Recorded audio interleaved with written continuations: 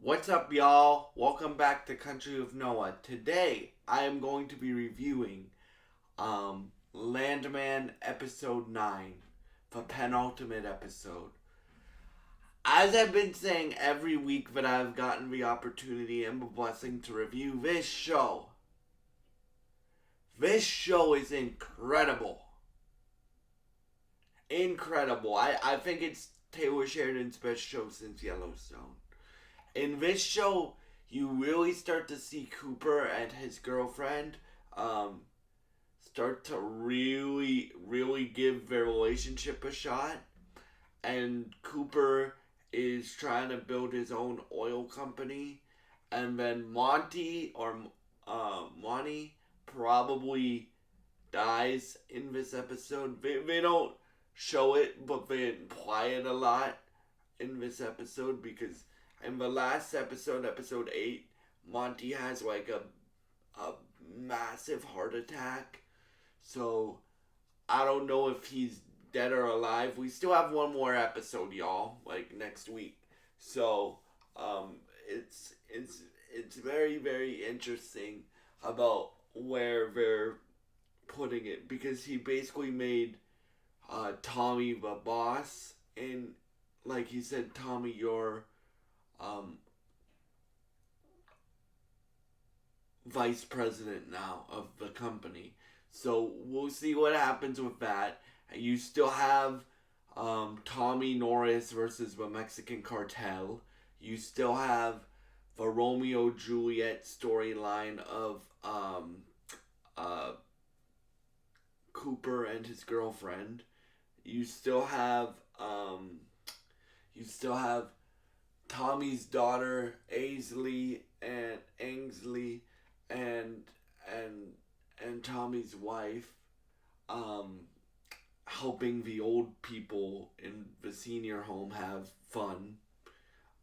In this episode, they go to Ace, or they get arranged for the senior people to go into a special club. Um, and so we'll probably see where that goes next episode. And then Ainsley met a new boyfriend who's a quarterback. So obviously Tommy is very um, fatherly in the way that he conducts himself around this boy. um, and Ainsley has to lie and say that when they're alone, she calls it Bible study. So, um, yeah, they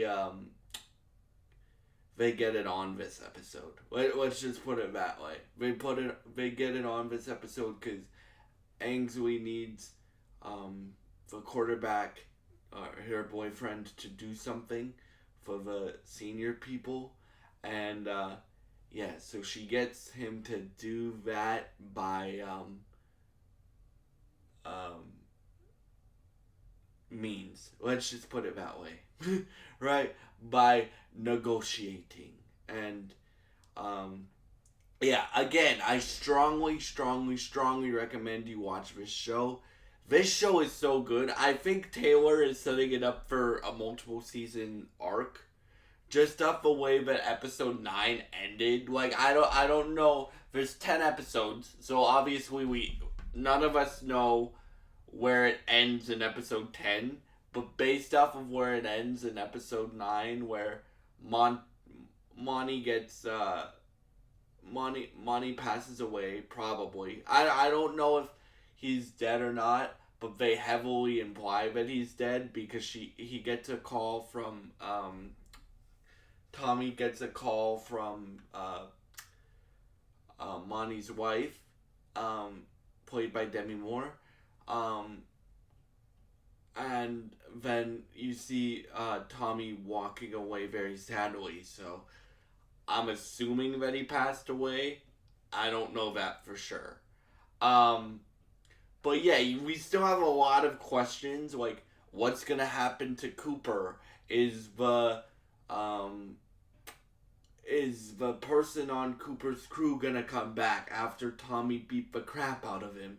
Is he gonna try to separate Cooper and his girlfriend again?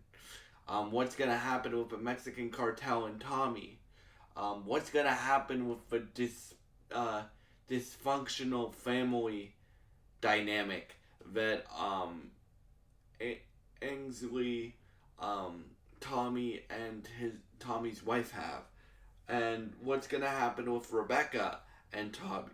Because Rebecca hates Tommy's son right now because he helped his girlfriend get a special deal, like a land, not a land deal, like a settlement. He helped her get a really good settlement. So she's pissed at Tommy's son, and then Tommy threatens her and says, if you go after my family, you're not gonna like what happens, basically.